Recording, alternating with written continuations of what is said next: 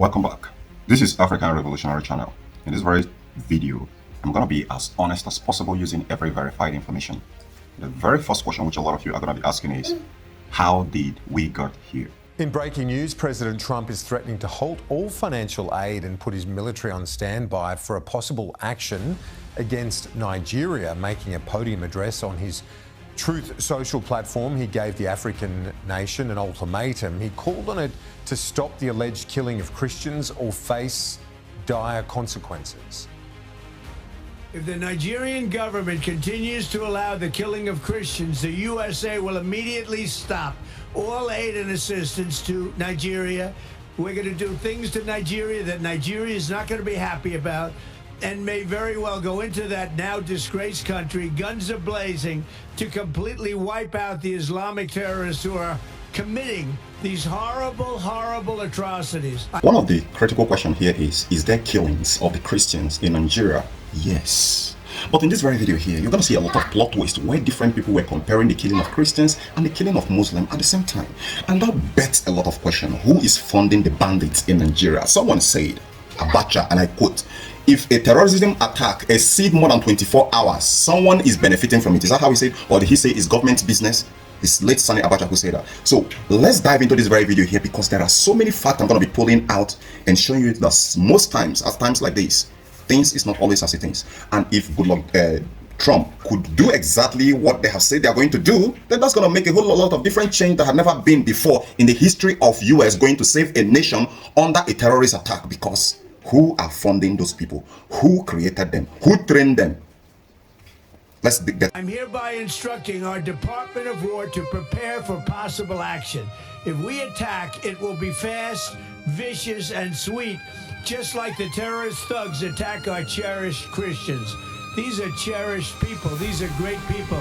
Leave them alone. Warning, the Nigerian government better move fast before it's too late. If they don't, there's going to be hell to pay. The Trump administration named Nigeria last week on a list of countries it says is violating religious freedom. Nigeria's government rejected the accusation, claiming it is misinformation based on faulty data. An Inter-Society report released in August states more than 7,000 Christians have been killed in Nigeria in 2025. Well, this is very pathetic. That the killing of people in Nigeria, the killing of the Christians in Benue State or in hundreds, that their home was razed down at night by 10 p.m. that the attack actually started. That Tinubu said is a misinformation. It's like when Nigerians were going into the street to protest that they are hungry and he sent the police and army to crack down on them and further throttle the price of fuel. And in 2026, he's planning to come and exploit every other Nigerian citizens from the personal enemies. So the president of the country either have no clue or know, but simply denied it, that there are genocide that is being committed in Nigeria against the Christian at a very huge alarming scale. Or is it because he's a Muslim? Yes, it could be possible. It could be possible. But this might actually shock you guys to understand that things is not how it often looks. As it is right now, Nigeria is sitting on the keg of the time bomb. And on the other hand, Donald Trump just issued an ultimatum and a serious threat to invade Nigeria. What is going on? How did we get here? To understand that, I'm going to be putting a video clip here. So after watching that very video clip, I'm going to come back and explain to you guys the plot twist to this whole thing here that you are not seeing the broader spectrum, because I've been following things up and what I found is going to shock a lot of you people. Don't forget to subscribe. Don't forget to share. Let's get into it. It is June 13th, 2025. Yellowwater, Benue State, Nigeria. A mission compound sits in the darkness. Inside, over 400 people are sleeping. Most of them are internally displaced, refugees in their own country. They fled here because their villages were destroyed, because their farms were burned, because men with guns came in the night. They came to this place, St. Joseph Catholic Church Mission, because they believed it was safe here. At approximately 10 p.m., the attackers arrived.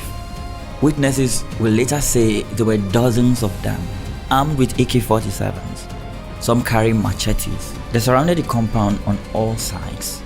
They chanted Allahu Akbar as they opened fire. The people inside ran. Some hid in the church, Others tried to escape into the bush. Children screamed for their parents in the darkness. There they slaughtered more than 100 persons. The incidents lasted for more than 5 hours. Father Nkuma Jonathan, the parish priest, he was there. He survived. Later, he would describe what he saw. They set buildings on fire, he said. The mutilated bodies. Some victims were trapped in their homes and burned alive. When the sun rose on June 14th, the mission compound was in ruins. Bodies lay scattered across the grounds. The church, where people had sought sanctuary, was damaged by bullets and fire. The official death toll was uncertain. Initial reports said 100, then 150. Church sources eventually confirmed over 250 people were killed that night. 250 human beings. Mothers, fathers, children, entire families erased in a single night of violence. Yeah, my family members affected, they are 5 in numbers. My wife, brother, and 4 children. September 26, 2025, Los Angeles, California. 3 months later, 7,000 miles away, a comedian sits behind the desk. Bill Maher, host of one of America's most watched political talk shows, is known for being provocative, atheist, liberal, not someone you'd expect to champion Christian causes. But on this night, Maher does something unexpected. He admits he's not a Christian, but he could no longer watch in silence as they are systematically killing the Christians in Nigeria. I'm not a Christian, but they are systematically killing the Christians in Nigeria. They are literally attempting to wipe out the Christian population of an entire country. The studio audience is silent. They have killed over 100,000 since 2009, Maher claims. They've burned 18,000 churches. This is so much more. These are their Islamists, Boko Haram. This is so much more of a genocide attempt than what is going on in Gaza. Within hours, the clip is everywhere. Conservative news outlets amplify it. Religious networks share it. Social media explodes with outrage and solidarity. Hashtag Nigerian Christians trend worldwide. A genocide that the world has ignored. Christians have been slaughtered for their faith. The deadliest place in the world to be a Christian. All of this trending on the social media.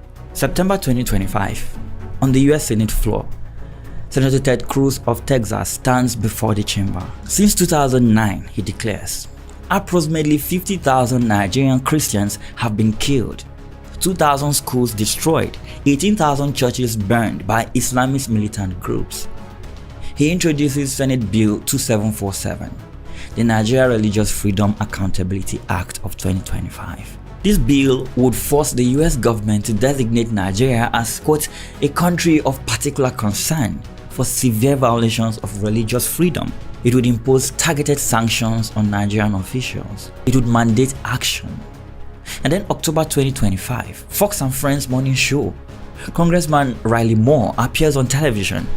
Behind him, graphics display the same numbers: 50,000 killed, 18,000 churches burned. Nigeria has become the deadliest place in the world to be a Christian. Moore says, we must suspend all US arms sales until the Nigerian government protects religious minorities. This is a genocide that's been going on by Islamic terrorist organizations, and we're going to get right to work on this and get to the bottom of what's happening. October 15th, 2025. Nina Sher of the Hudson Institute organizes a letter signed by 30 Christian leaders. They were former ambassadors, bishops, evangelical leaders. They cite Bill Maher's comments as evidence of bipartisan concern. Even those outside our faith, they write, recognize the atrocity of what is happening in Nigeria. The letter urges immediate resignation, immediate action, immediate intervention. Within weeks, the narrative is everywhere. A genocide is happening in Nigeria. Christians are being systematically exterminated by Muslim extremists. The world is ignoring it. America must act. It's a story that makes sense.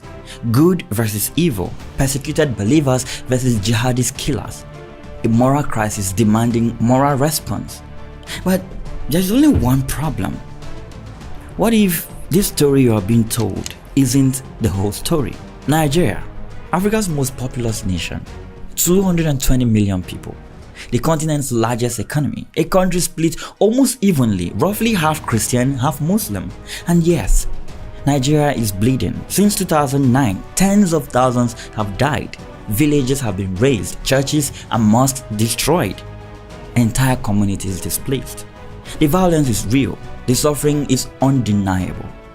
But here's what the headlines don't tell you. This isn't one war. It's 3 different wars happening simultaneously in different parts of the country, each with different perpetrators, different victims, and different causes.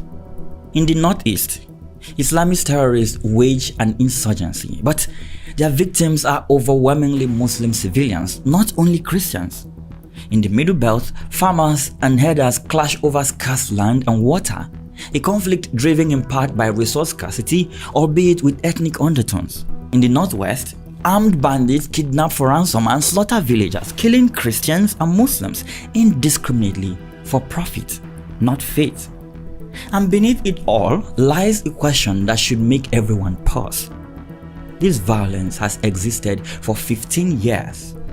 Boko Haram emerged in 2009. The massacres began over a decade ago. International organizations have documented the crisis for years. So, my question is, why now? Why in September 2025 does Nigeria suddenly become the center of American political attention? Why do senators introduce legislation? Why do talk show hosts sound the alarm? Why does a coordinated campaign emerge all at once, calling for US intervention? The answer, as you will see, has less to do with protecting Nigerian lives and more to do with who stands to benefit from framing this complex crisis in simple terms. Because when you follow the money, when you follow the power, follow the players pushing this narrative, you find something troubling. A network of politicians, think tanks, advocacy groups, and private military contractors, all with something to gain from American involvement in Nigeria, all with a track record of similar campaigns in Iraq, Libya, and Afghanistan, all telling a story that serves their interest while ignoring the voices of Nigerians themselves, both Christians and Muslims, who are begging the world to understand what is really happening here. This is the story of who is really dying in Nigeria, who is doing the killing, and who wants America to believe it's something it is not.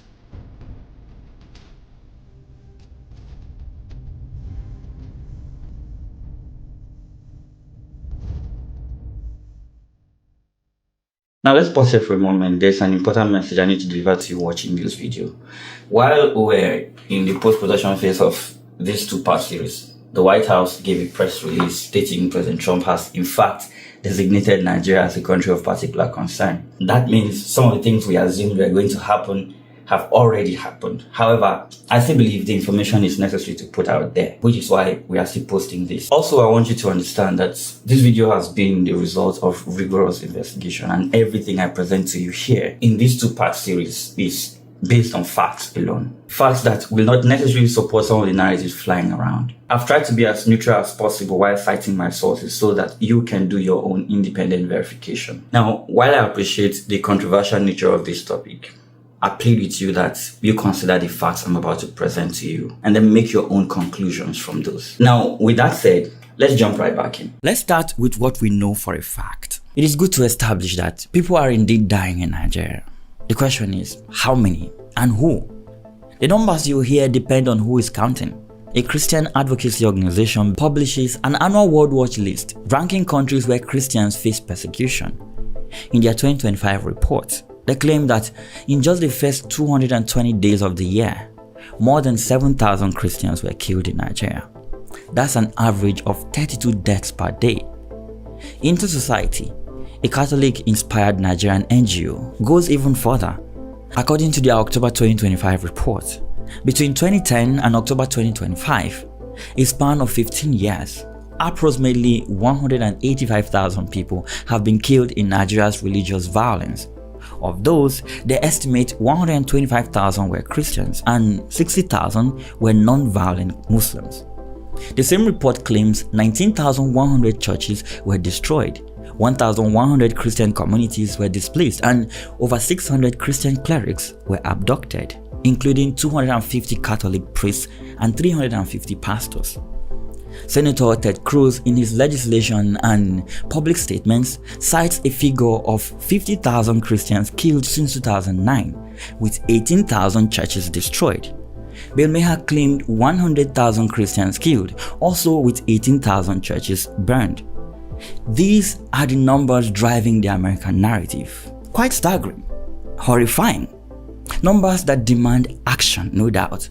But there's another set of numbers, and they tell a whole different story. There's an organization called the Armed Conflict Location and Event Data Project, known as ACLED. This is an independent crisis mapping organization that tracks political violence and protests worldwide. Their data is often used by the United Nations, the US State Department, and major human rights organizations. They appear not to have a political agenda. They simply document violence as it happens, using verified reports from the ground.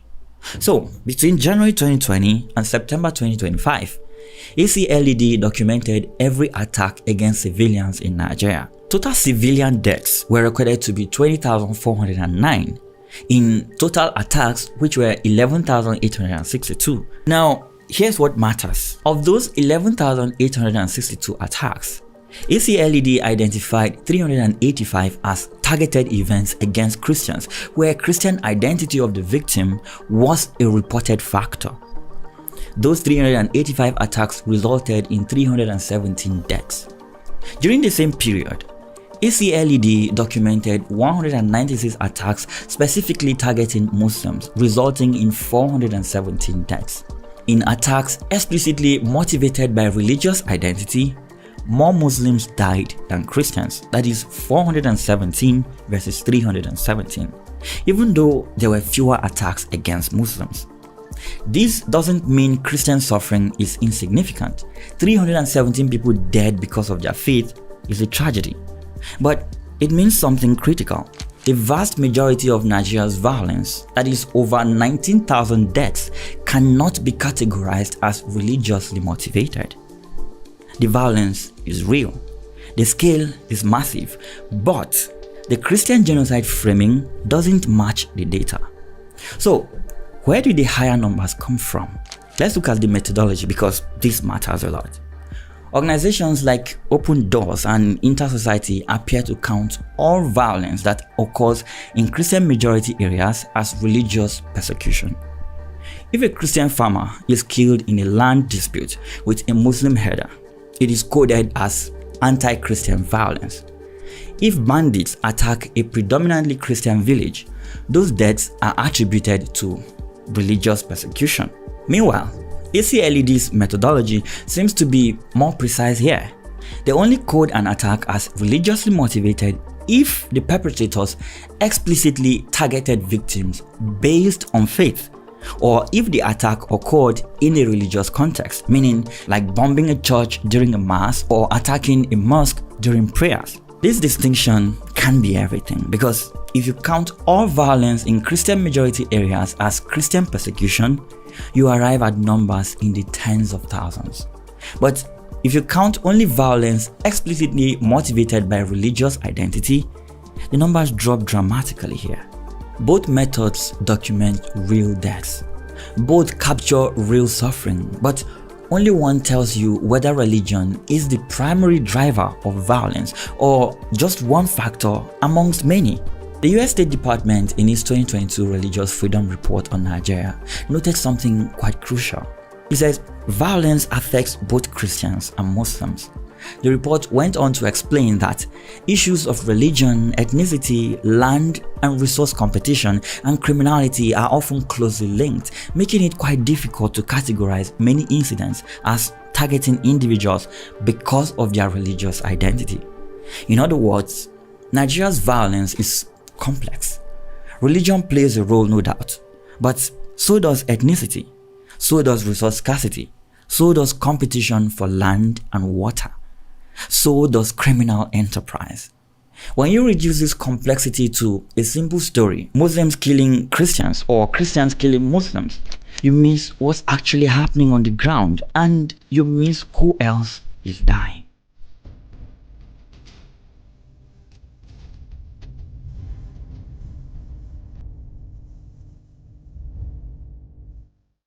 Now, to understand Nigeria's situation, we need to look at its geography and how it is fueling different conflicts. Nigeria is roughly the size of Texas and California combined. It stretches from the Sahara Desert in the north to the tropical forest and oil-rich delta in the south. These different regions face entirely different conflicts. The violence isn't one war, it is three in fact. The first war being the one waged by Boko Haram in the northeast. In 2002, a radical preacher named Mohammed Yusuf founded a movement in Maiduguri, Borno State. The group became known as Boko Haram, loosely translated as Western education is forbidden. This is their official name, yeah, I don't want to try to pronounce this. This translates to people committed to the propagation of the Prophet's teaching and jihad. Their goal was quite simple and clear: to establish an Islamic caliphate governed by strict Sharia law. In 2009, clashes with Nigerian security forces killed hundreds, including Yusuf himself, who was reportedly killed in custody. The group went underground, then re-emerged with a vengeance.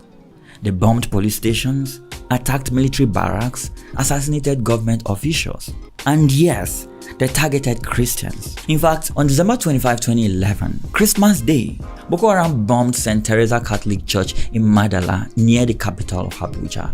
At least 37 people died in that attack. It was the first in a series of church bombings that would terrorize Christian communities across the northeast. And then in April 2014, Boko Haram kidnapped 276 schoolgirls from their dormitory in Chibok, Borno State. The girls were predominantly Christians, though some were Muslims. They were taken into the Sambisa forest. Some were forced into marriage, some were raped, some were alleged to have been killed in Nigerian military airstrikes targeting Boko Haram camps. The Bring Back Our Girls campaign went global. The world watched, and for many, Chibok became proof of Boko Haram's war on Christians. But here's what the headlines missed. Boko Haram operates primarily in Nigeria's northeast, Borno, Yobe, and Adamawa states. These states are overwhelmingly Muslim.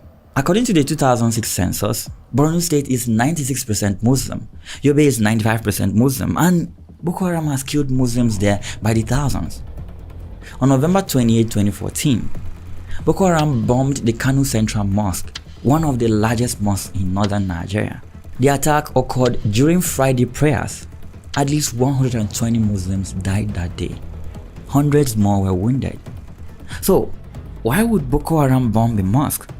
Because in their ideology, any Muslim who doesn't support their version of an Islamic state is an apostate. Nigerian soldiers were considered as apostates. Government officials are apostates. Muslim clerics who preach coexistence are apostates. All of them are legitimate targets for these guys.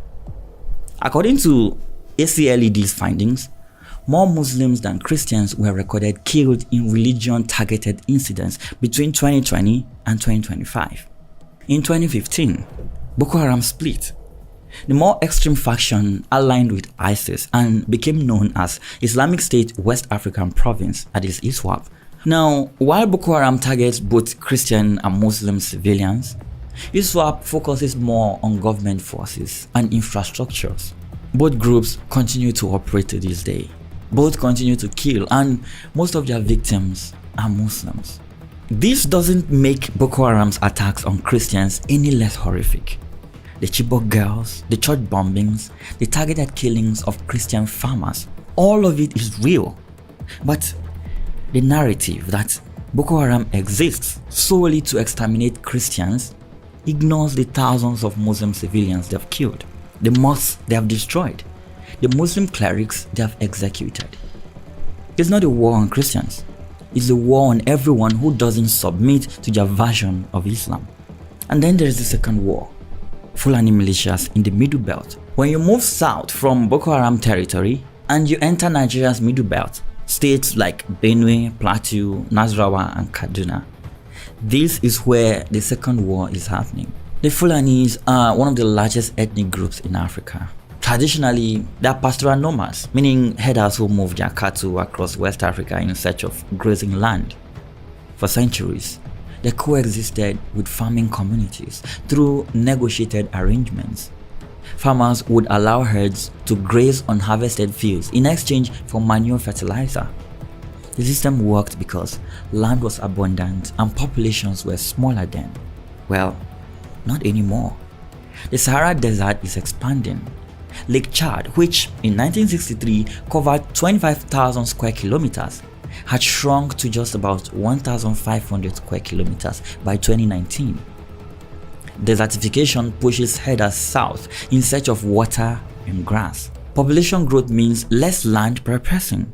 Climate change brings more droughts and more failed harvest. Traditional grazing routes no longer exist. Farmers have settled on lands that herders once used.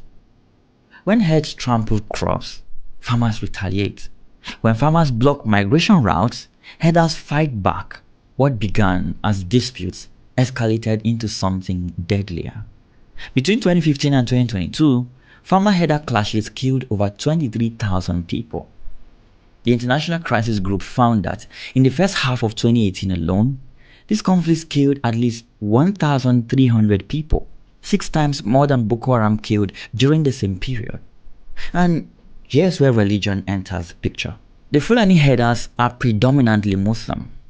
The farming communities in the Middle Belt are predominantly Christian. So, when violence erupts, it takes on a religious dimension. But when you look at the facts, is it fundamentally about religion? Bishop Wilfred Chikpa Anagbe of the Roman Catholic Diocese of Makurdi calls it nothing short of a jihad clothed in many names. Terrorism, kidnappings, killer headsmen, banditry. His diocese has seen horrific violence.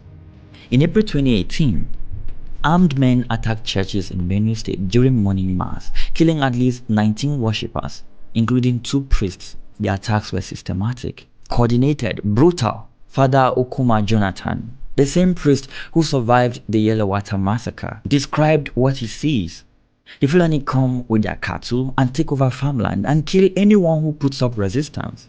From his perspective, from the perspective of Christian communities watching their villages burn, this feels like religious persecution. And the pain is real. The trauma is real. The pattern of attacks on Christian farming communities is real. But here is then the complexity. Hey you guys, please stop spoiling Fulani's name. Fulanis are not a bandit.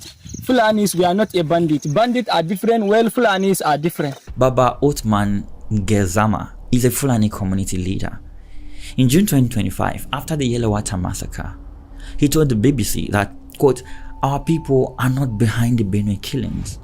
We recognize that there are unresolved issues in Benue that have persisted for some time. However, we have never permitted any of our members to attack or harm others." Many Fulani leaders have condemned the violence. Some Fulani communities have been attacked by bandits themselves. And in some areas, Christian militias have retaliated against Fulani communities, killing herders, burning camps, destroying cattle. The violence has become cyclical, and there are some rogue leaders supporting all of this. Revenge begets revenge.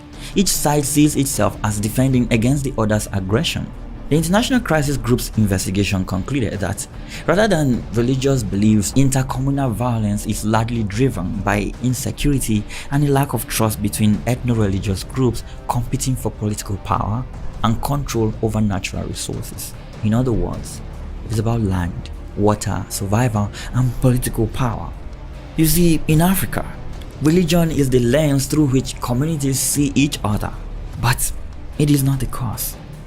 The Plateau State massacres of 2025 illustrates this perfectly. I am not happy. Women are becoming widows. Children are becoming orphans. Between March 28th and April 7th, armed herders attacked 5 Christian farming communities: Darfur, Gwande, Huti, Manguna, and Rowe. More than 50 people were killed. On April 7th, gunmen stormed Boko's district, killing 52 people in a single night.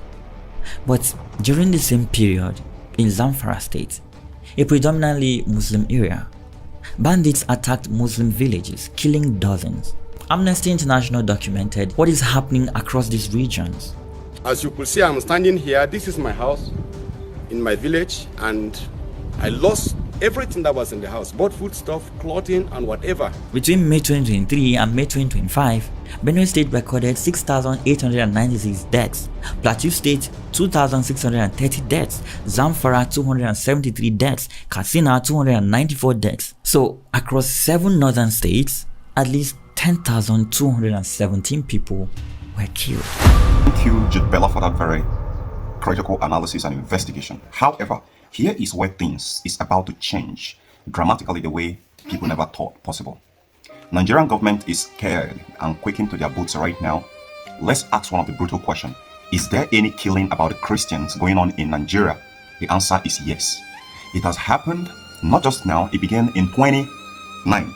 And what the very thing that actually happened in 2009, which a lot of people are not taking into context, is that the same statement that is currently being issued by Trump was issued by Obama. The big news story of the day today. President Obama was meant to be talking about climate change with weather experts, but the subject kept returning to Nigeria's abducted schoolgirls. Well, we're sending in a team made up of our military and law enforcement and other experts, and we're very glad that Nigeria's accepted the help. Obviously, what's happening is awful, and as a father of 2 girls, I can't imagine what the parents are going through. And we're going to do everything we can to assist them in recovering these young women. Let us bow our heads. The plight of the kidnapped girls has outraged many in America. Congresswomen here holding a moment of silence on the steps of the Capitol to mark their continuing captivity. It is clear that what has happened in Nigeria is outside the circle of civilized human behavior. Popularly known as Boko Haram. Nigeria's President Goodluck Jonathan has accepted America's offer of help. What the US says will be a coordination cell based at its embassy in Nigeria. Negotiators, law enforcement and military advisors. But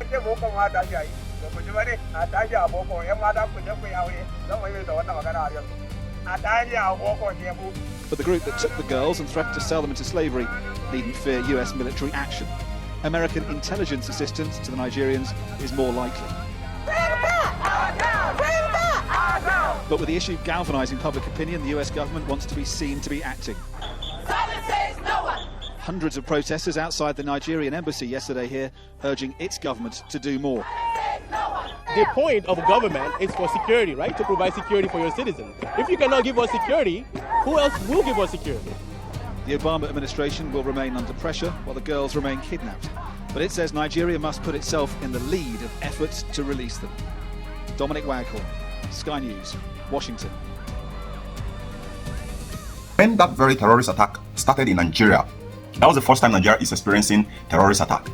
But we can't fully understand the scope of all this whole thing without understanding what was on ground before that terrorist attack.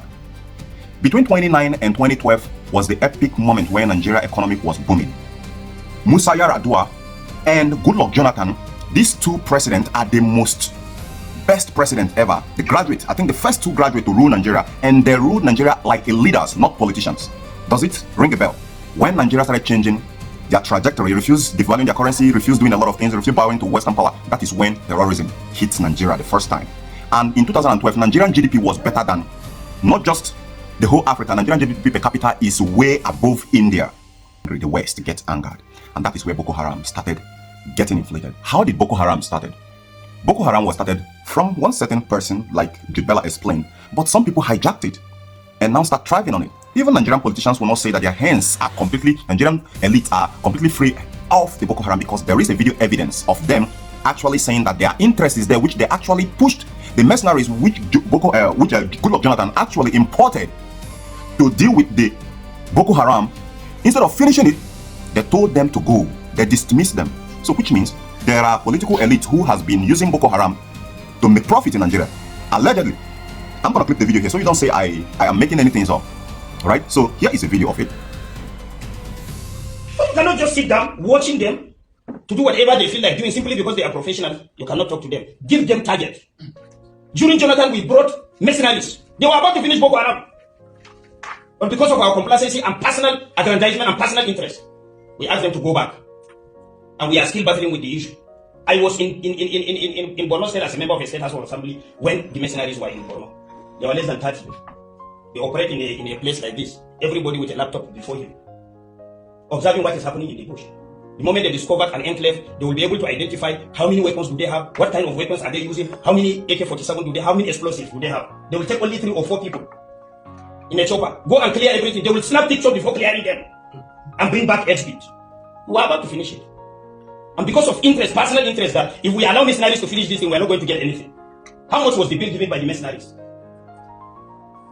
Even Russia is employing mercenaries to fight for them, isn't it? Are we stronger than Russia? Is there anything wrong if you can bring somebody that can fight for you? There's nothing wrong in that. So I'm sorry if people are saying that National Assembly is not doing the needful, National Assembly is not providing the enabling laws. We have provided all the enabling laws. The enforcement of such laws is not ours. If government is not ready to implement, there is no way we can compel government. The only thing we can advise government. If government refuses to do it, there is no way you can force them. Because they have the machineries for implementation. You do not have. To deal with the Boko Haram, instead of finishing it, they told them to go. They dismissed them. So which means there are political elites who has been using Boko Haram to make profit in Nigeria, allegedly. Now let's change gears. When Obama came, Obama was very strict and brutal. Obama helped to remove Goodluck, who was performing better than any other president in democracy. And who did he install? Buhari. That is where Nigerian enigma started from. After Buhari was installed, what Chibok girls brought back, the answer is no. Is he still raising flag? The answer is no. Was the Boko Haram still making more noise and bombing more people? The answer is no. So the Chibok girls matter died down, which means it's a stage propaganda. It was just used to actually frustrate Goodluck Jonathan and brought in Buhari. However, what is Nigerian situation after Goodluck relinquished power to Buhari? It has been from frying into fire. Now in 2025, the same pattern is about to be repeated. The same thing that happened in Libya. So like I said, it's a two-edged sword. Nigerian leaders, Nigerian politicians are not transparent in any way. They are not sent. They are not speaking the truth. And US, on the other hand, are not speaking the truth. None of them are speaking the truth. They are both playing politics. The killing of the people in Benue State is not a clash between Fulani headsmen or whatsoever. It was a terrorist attack. It happened in Buhari's tenure, which is around 2017. And people were crying. Even the governor Otom cried to the president of Nigeria, and he did nothing.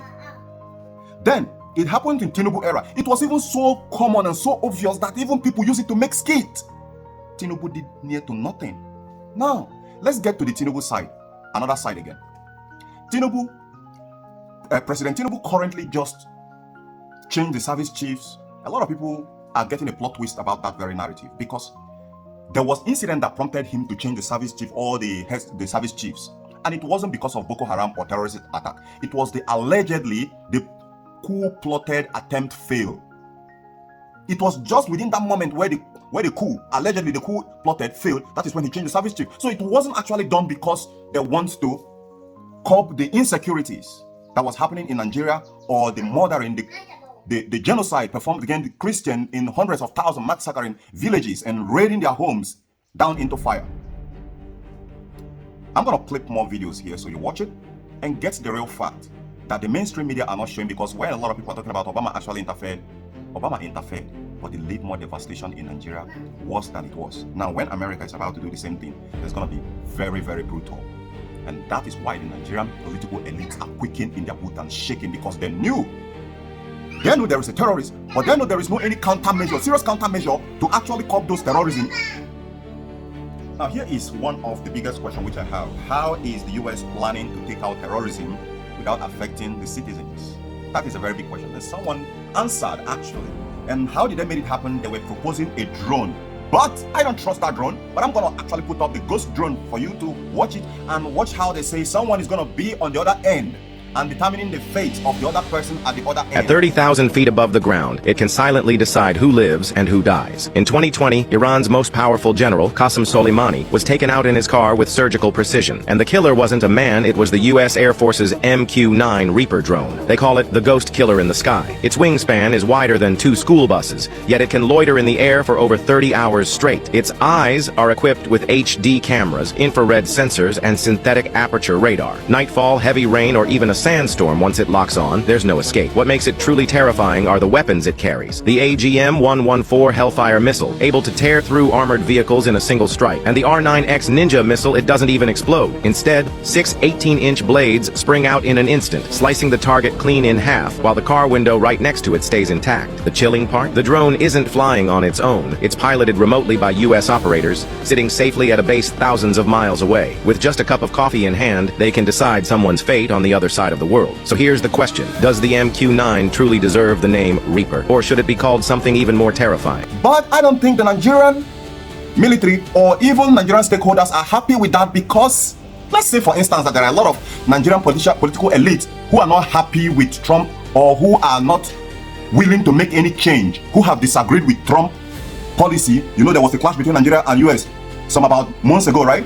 So what if at this very measure now they want to actually capitalize on what is happening right now to unleash mayhem on certain political figures, and even not to mention the rich mineral resources? You would think it's a joke, right? I want you to watch this very video I'm going to clip here. The West has done it before. It has always been their blueprint. They create chaos and they capitalize on the chaos to go in and start swiping things up.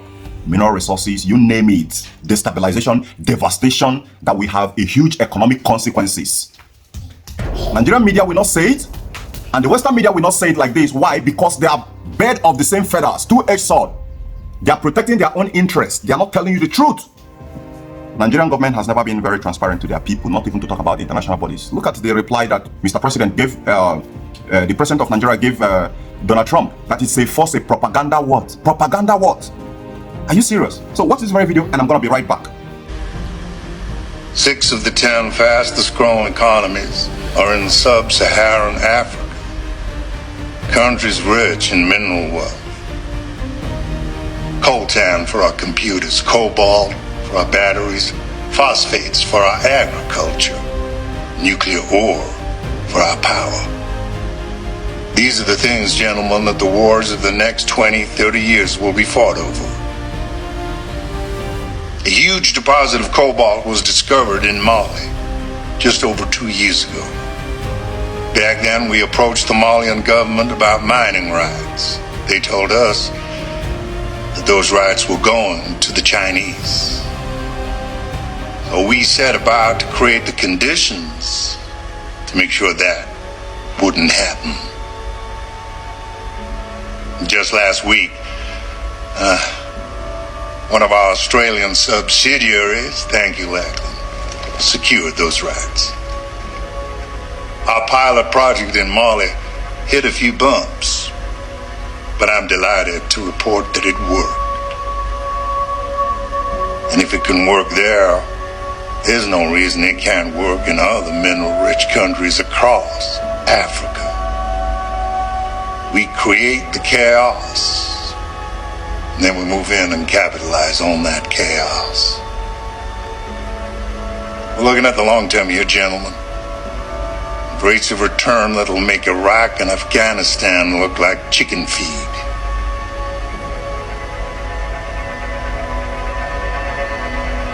You have watched that very video there, and I can assure you that there is no such thing as propaganda. The Western world, they create chaos. And if you don't understand the broader spectrum of that chaos they create, how would the pharmaceutical industry thrive without people being sick, falling ill left and right, up and down? It is impossible. How will the military industrial complex in US and some other Western world thrive in their guns, in their military arsenals, without creating crisis and chaos? No, they have to create it. And how exactly can they create it? By funding terrorists. The Boko Haram are well funded. If you don't understand, let me break this down. In 2012, this is something which I think maybe whatever trying to make me to forget, but thank God I remember. In 2012, something happened which the Western mainstream media is not putting up.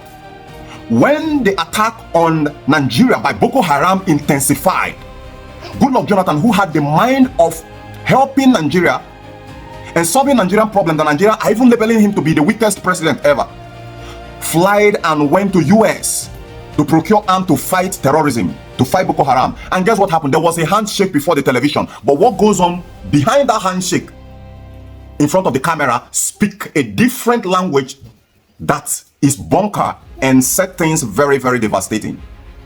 As a matter of fact, US Obama, President Obama refused blatantly to sell weapons to Goodluck Jonathan. I repeat, blatantly refused to sell weapons to Goodluck Jonathan to combat terrorism. It is pretty much researchable. Go and research. It's there. The internet doesn't lie. The information is there. It doesn't even end there. Obama also plotted to make sure that Goodluck Jonathan was forcefully taken out of the office because Nigeria was growing. Nigeria economy is growing above every other economy in Africa. Nigeria is not hungry in 2012. So they have to bring a poverty situation by bringing Buhari. And now, the subsequent one, Nigerians are dying in pain, are feeling terror, are feeling hunger, different attack from all over the place. So if suppose US is actually standing on fighting terrorism, why did US? Because the decision that was made by Obama in 2012 was not one-man decision. It was a collective decision that was made in Pentagon to refuse to sell arms to Nigeria. And it even get worse. Goodluck Jonathan decided to procure arms while in South Africa from Russia. And guess what? They disrupted it. So at last, Goodluck Jonathan have to hire a private mercenaries to deal with Boko Haram, which at last, some of the Senate members in different parts of Nigeria have to sit down and dismiss the mercenaries, which Goodluck Jonathan has imported.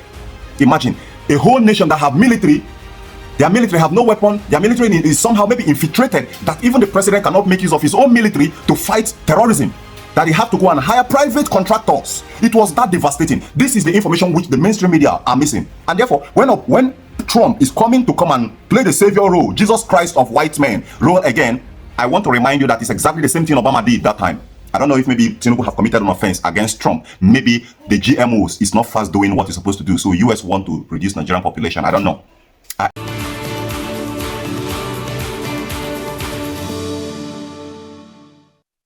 Joining us now with stories trending around the world is Oji Okwe. Good morning, Genix. Good morning, Dr. Abati. How are you this morning? I'm fine. Getting ready for your birthday. Good morning, Ayo. How are you this morning? Good morning, OG. I've been seeing Rufai promoting your birthday. Did you give him some compensation for it? No, Rufai has given me money. Please, I know. Everybody, all Dr. Abati's gifts, deliver it on time. On time. This weekend. It's this week. I don't know why you deliver the gift this week. We have very okay, Rufai. Don't put people under pressure. I'm putting them under pressure. We have a lot of stories to go through. We have a lot of stories to go through. Today is a very, very important day. Very, very important. Well, let's begin what's trending in Nigeria, where the presidency has responded to the warning issued by U.S. President Donald Trump of a possible invasion to wipe out terrorists killing Christians in Nigeria. Special advisor on information and strategy, Bayo Ononuga, in a post on X, stated that President Bola Ahmed Tinubu has always been concerned about the protracted war against terror in Nigeria, which is why he appointed new service chiefs. Ononuga shared a video showing when Tinubu charged the service chiefs during their declaration of service to launch renewed effort in stamping out the twin problems of terrorism. Let's take a look. I charge you as the head of our nation's armed forces to carry out your duties with patriotic zeal Nigerians expect result and not excuses. We are in a hurry to celebrate peace.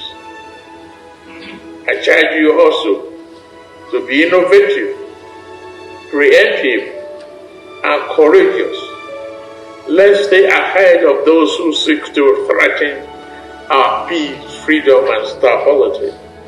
Let us deploy technology where necessary. We cannot allow the crisis that began in year 2009 to persist any longer. It is time to defeat the enemies. I wish you the best. I advise you to work together as a team. Compare notes, exchange your information effectively and follow up proactively.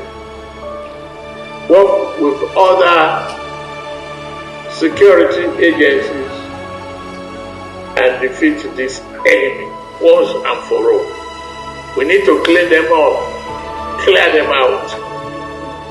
I promise to provide all support you need to get the job done. Thank you very much. Well, this is all coming amid the heightened diplomatic tension between Nigeria and the United States over allegations of a Christian genocide in Nigeria. The presidency appears to be highlighting the steps already being taken to address terrorism and insecurity, with the new service chiefs positioned as evidence of the administration's commitment to tackling these issues.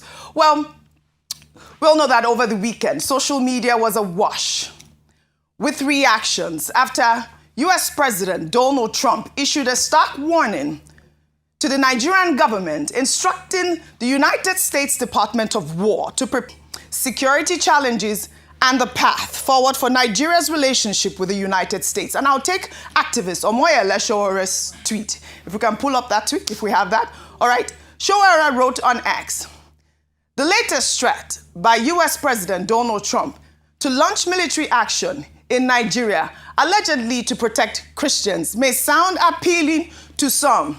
Still, history has shown this to be perilous. Whether you are Christian, Muslim, animist, or non-religious, no one should celebrate such rhetoric. The United States and its allies have a long record of military interventions that leave nations more unstable than before.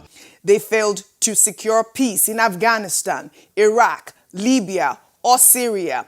And they won't bring salvation to Nigeria through bombs or boots on the ground. What Nigeria truly needs is not a foreign savior, but legitimate, accountable leadership, one that protects all citizens, upholds justice, and ends the cycles of corruption and violence that have left the nation broken. Donald Trump does not care about Nigerians, not Christians, Muslims, or anyone else. Our deliverance will never come from abroad. It must come from within, through real leadership, not the Tinubus of the world, and national renewal. Hashtag revolution now." Another ex-user, actually, this is a WhatsApp comment which, went all over WhatsApp. If we can pull up that comment at this moment. This person wrote on WhatsApp, which has been shared many times. He wrote, "I don't know why there are misinterpretations of Trump's message. Trump did not threaten to attack Nigeria or effect regime change, as America did in other countries, Iraq, etc. Nigeria is a democracy and should not be compared with Gaddafi's Libya, Assad's Syria, or Saddam's Iraq. Trump's message is clear: to come into Nigeria and completely wipe out the terrorists who are committing these atrocities. America has a rich history of tackling terrorists and their sponsors to any country and killing them without the knowledge of the host country. US did it in Pakistan, where they took out Osama bin Laden and his bodyguards without even the knowledge of Pakistani government. Trump did it in Iraq, when US assassinated Iranian General Qasem Soleimani.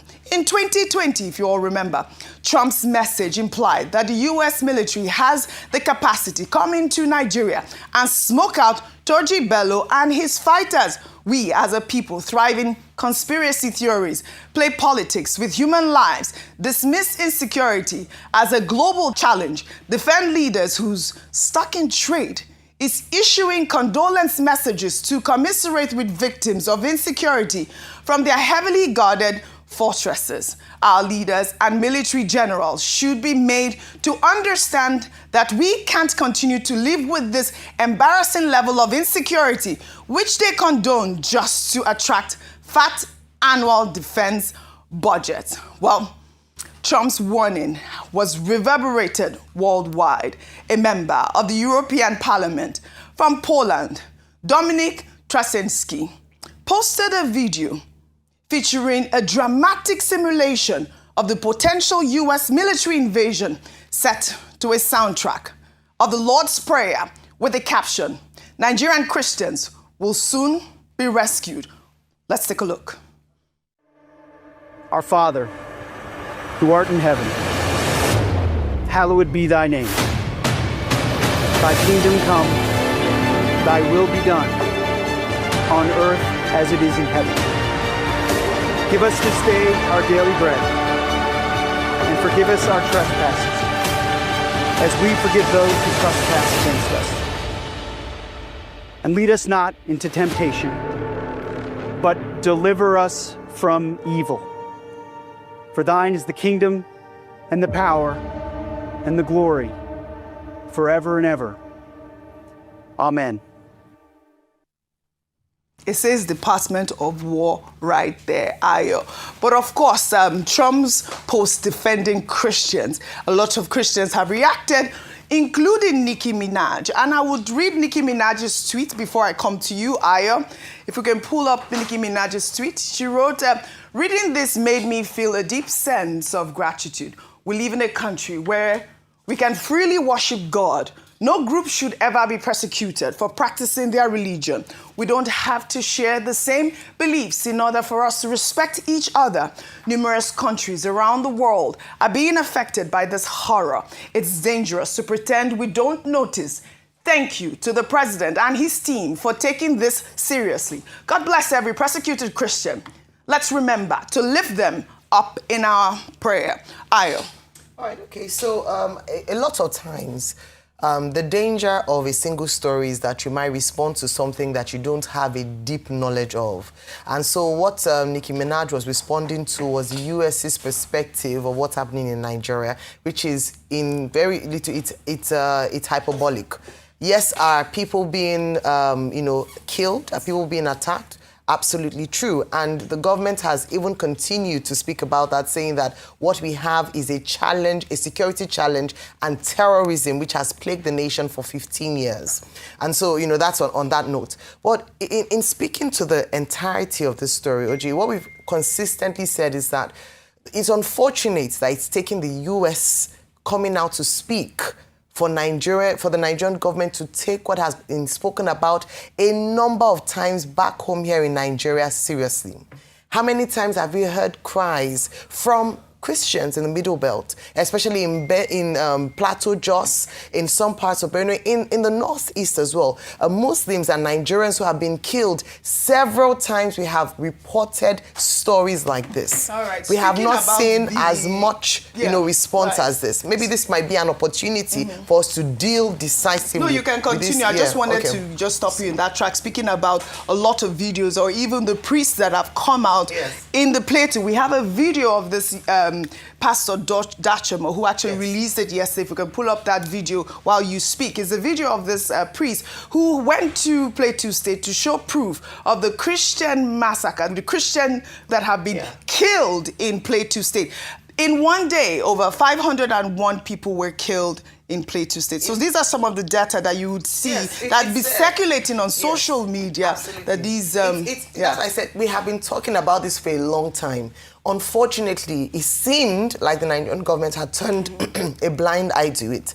However, let us take this opportunity to now respond, because I think the response was too hasty, hence then the counter response by the US president. But the first thing is diplomatic and security response. Diplomatically, let us continue to open that channel of communication and conversation with the United States. This is not the time to be the propaganda and lies and trying to save face. Let us be able to speak to the issues and present facts, counterfacts. If the same Christians are being killed, let's produce counterfacts to that effect. The next thing would then be on, of course, security. The best response to the United States allegations of Christian genocide is to ensure that Christians are protected and to ensure that even all Nigerian lives matter. Whether it's one person or any Nigerian, Christian, Muslim, we've talked about that a number of times, that any Nigerian has the right to life, so that we don't become desensitized when we hear another person has been killed and we just say, oh, somebody else has been killed. Well said. This is one lesson for us. Well said. Well, meanwhile, the Islamic movement in Nigeria, under the leadership of Ibrahim Zazaki, has rejected Trump's allegations of a Christian genocide. In a statement on Saturday, Abdullahi Danladi of the movement's resource forum described the allegations as false, inflammatory, and dangerous, arguing that Nigeria's crisis is moral and political, not religious. Danladi stressed that both Muslims and Christians have suffered equally from terrorism, banditry, and attacks, pointing to corruption, greed, and elite manipulation as the true causes of the insecurity. The movement warned that such narratives serve Western propaganda interests, aiming to divide Nigerians and justify foreign interference. I mean, we can see that this Trump's genocide allegations continue to generate pushbacks from various quarters in Nigeria, with the Islamic movement becoming the latest group to reject the narrative. Dr. Abati, a quick comment, and I'll come to this story. Okay. Genocide is a very specific word. We have the Genocide Convention of 1948, and what it means in that document is about, specific targeting of populations to eliminate them. And under that convention, every country has an obligation to protect the population and to prevent genocide. So when President Trump says genocide in Nigeria against Christians, the question to ask, I think we're all Christians here on this table, except perhaps maybe Rufai Husseini. Rufai is not a Christian? Well, maybe he has a Muslim background, I guess. Okay. But the question is, even as have a Muslim background, which I'm proud of. So even as as amphibious as you are, Muslim and Christian, do you feel threatened as a Muslim? Do you feel threatened as a Christian? Ayo is a Christian. Do you feel that you are being persecuted? In Lagos here, do you feel that you are being persecuted? In Lagos here, I don't feel that I'm being persecuted. Lagos is not a bellwether. This is Lagos. This is not a bellwether. No. But you can't ask me that question in isolation. Yes. There is a problem of insecurity that is the general. Problem, yes. And what the Geneva Convention says is that government has a responsibility to protect everybody, to make sure that people are not targeted. And that's why I say this should be a wake-up call for the Nigerian government, that there is a lot more that needs to be done in terms of security for everyone, whether Muslim, animist, or Christian, which is the same point that Showore has made. Right. Now the Islamist movement, El Zakizaki group, that they even have problems with, the government. They've come up with that they are saying that, look, both Christians and Muslims, we are in all of this together. And I've said that the Tinubu government needs support, and adults in the country should come to the rescue and support the government. And that 3, religious leaders, they've been speaking up. We have had a statement, is it from Bishop Oyedepo? It was from Pastor Wale Adefarasi. Pastor Wale Adefarasi, Bishop Oyedepo, Gio, the General Overseer of Redeemed Church, the Sultan of Sokoto, Bishop Matthew Kuka, all of them, Cardinal Francis Onayeka, all of these people should come and speak and support the government. But government has the responsibility to make this country safe. And this is the main point. The idea of making Nigeria safe is really what we should be pushing here on this table. Rufai, before I come to you, meanwhile, in a now trending video, U.S. Congressman Scott Perry made an explosive allegation about American foreign aid, claiming that the United States Agency for International Development funded the Boko Haram terror group, which has carried out devastating attacks across Nigeria, Cameroon, Niger, and Chad. Let's take a look. Because your money, $697 million annually, plus the shipments of cash funds madrasas, ISIS, Al-Qaeda, Boko Haram, ISIS Khorasan, terrorist training camps. That's what it's funding. If you think that the program under Operation Enduring Sentinel, entitled Women's Scholarship Endowment, which receives $60 million annually, or the Young Women Lead, which gets about $5 million annually, is going to women who, by the way, if you read the Inspector General's report, is telling you that the Taliban does not allow women to speak in public. Yet somehow you're believing, and American people are supposed to believe, that this money is going for the betterment of the women in Afghanistan. It is not. You are funding terrorism, and it's coming through USAID. And it's not just Afghanistan, because Pakistan's right next door. All right, Rufai, this video resurfaced online once again. We're seeing how the conversation around U.S.-Nigeria relations continues to take unexpected turns, with a sitting congressman alleging that, American taxpayer dollars may have inadvertently funded the very terrorists that President Trump is now threatening to wipe out. Now, Trump is threatening to cut aid. In August, the U.S. State Department approved a possible $346 million in weapons sales to Nigeria to help improve security. And you're seeing that, before I take some tweets, before I like your comments, we're seeing that these videos are now coming up again. The question, or maybe the conspiracy theory, is that Trump is going to invade Nigeria, which is not what he's written in the tweet. By the way, in the tweet, he specifically stated that he's coming to wipe out the terrorists. And that's what we're doing, to state the facts. Conspiracy theories or even just analysis are not really what the comment is on the Truth Social. Rufai, your thoughts? I knew this was going to happen. And you see, this is why Nigeria has never moved forward as a nation. Mm-hmm. It's a country of analysis paralysis. It's only in Nigeria you will see that the main substantive issue, that people are being killed needlessly in their country, is now left aside. This group will say, oh, all of us are being killed. This group will say, oh, it's about this killing. This one will say, oh, it's about that. All of a sudden, everybody that was not saying anything before are now skewing narrative and propaganda. So an average Nigerian that is following the news cycle is confused today. Please, I am not a master of confusion. Let me clear your confusion. Let me clear your doubt. The problem is that Nigerian lives matter and Nigerians are being killed. Yes. So how can we solve the problem? Because the politicians that are talking all of this today, the same people shamelessly push religion and tribe when it's politics period. So now they will confuse you with this narrative. All we are asking, President Tinubu, stop the killings in the country. You blame Jonathan for the killing. And why I'm saying this is because the buck stops with you. Mm-hmm. Let's stop deceiving people. That propaganda too, a lot of Russian propaganda is coming in.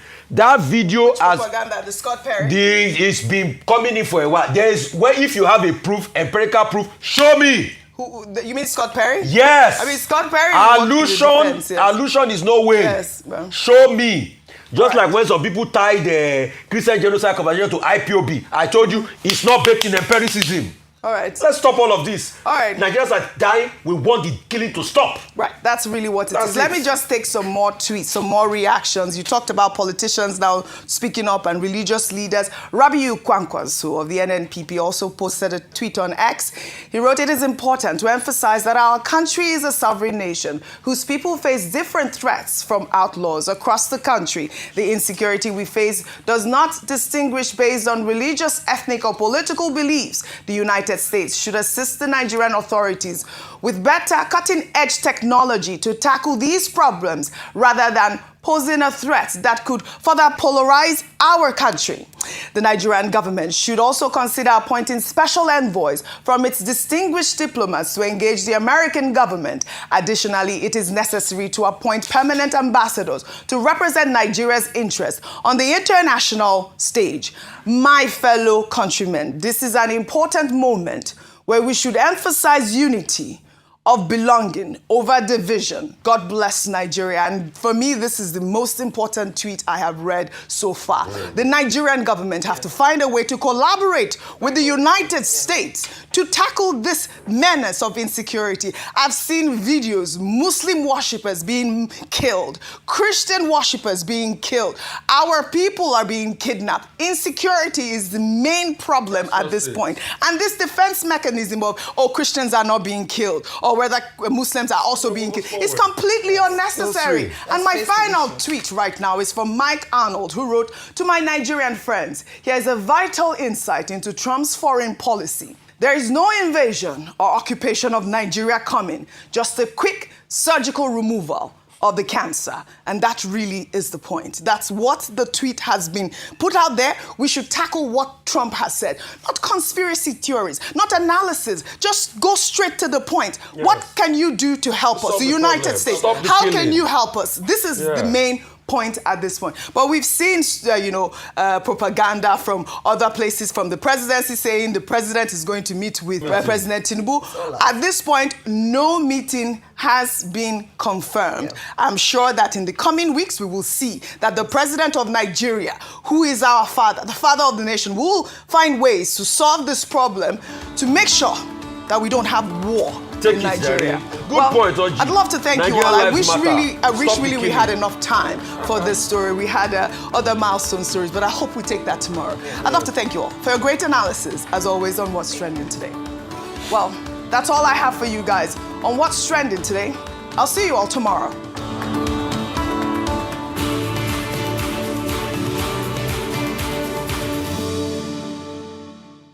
Back to the summary of the news from Arise TV. The only person whom I'm actually championing or kind of supporting there or being on the side of his own opinion, transparent opinion, has been not any other person but Rufai and the other lady in the middle. Although the one with the red clothes seems to be quite not so bad. Now, here is my biggest question.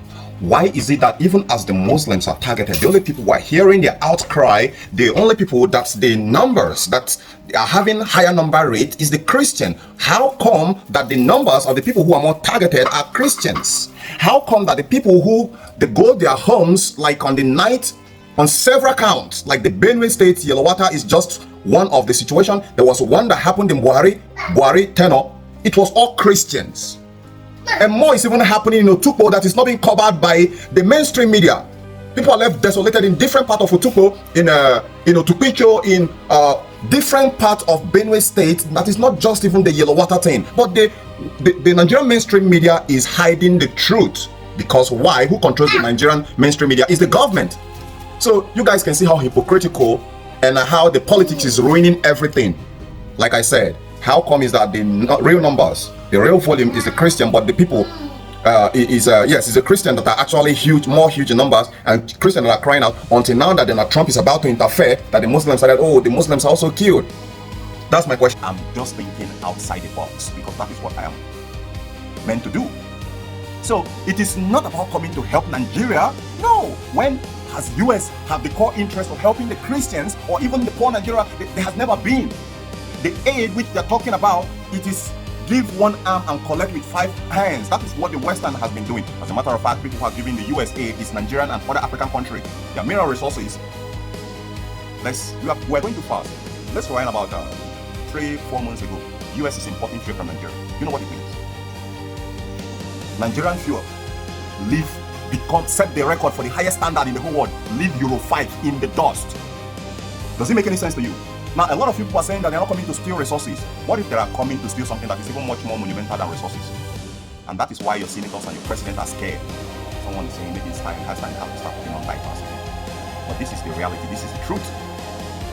So if they denied selling weapons to Goodluck Jonathan that time to fight terrorism, how do you think they're about to come and fight terrorism right now? By going to war with Nigeria.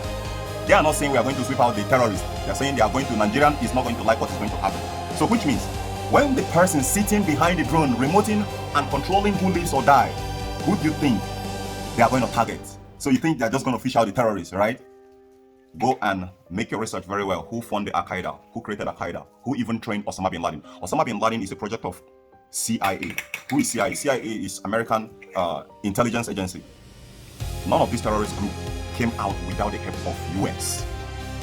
Now when we talk about that, the Boko Haram and the bandits were funded and were well armed, where are they getting all those resources and funds from? A lot of people have recorded that they are getting military supplies through choppers and a lot of other kinds of things. Who is supplying them? And they recorded the white man dropping it. It's not even a black man.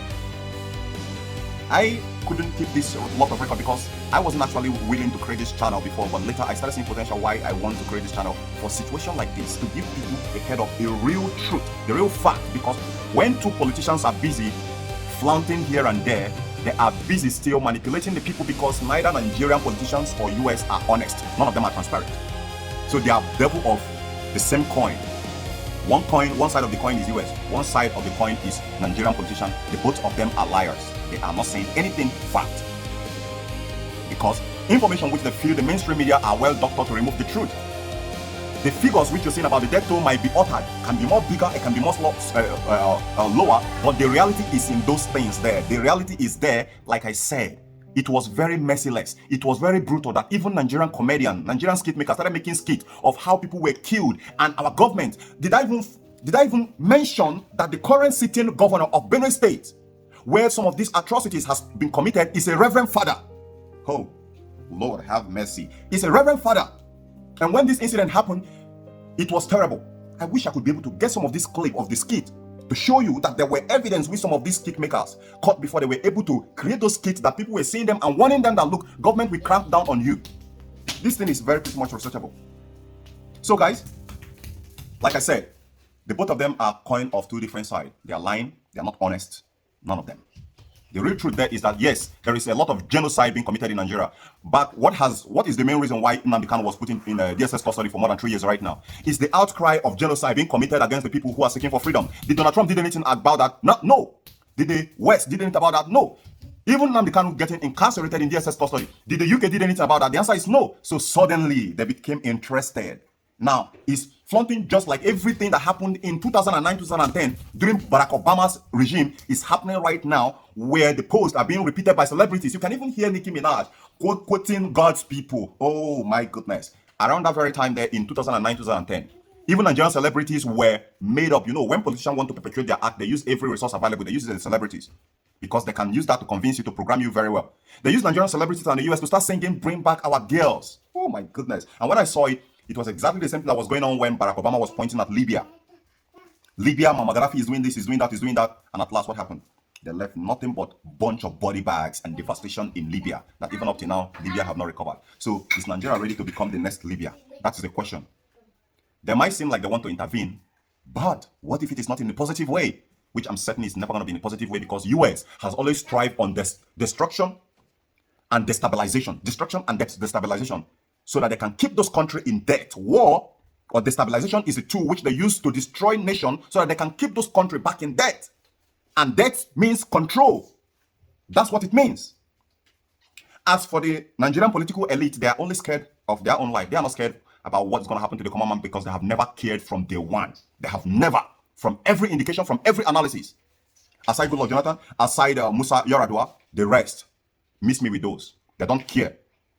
You can look at it, the reflection of their salary, what they take home, and the major project which they are putting money on reflect everything. 2025, they are putting 15 trillion on road of 1,000 kilometers. But while in Kaduna, the biggest textile industry that should be producing, that should be giving thousands of jobs, were left to rot. The youth are left to fend for themselves. Instead, in 2026, they are projecting to start exploiting the people furthermore. They hike the fuel price so that it will not be affordable for the common man. And what do? They cruise in SUVs. How many manufacturing industry have this administration put in place in order, because manufacturing industry, whether I like it or not, the elite children cannot work in those manufacturing industries except as CEOs or managers. But what about the thousands of jobs or millions of jobs that those industries are supposed to be producing? Is the common man who's supposed to do that. So they don't invest in those areas. They are busy. Just look at the pattern. From 1960 today, 80% of the development which they call infrastructure that have been going on in Nigeria has been nothing but road.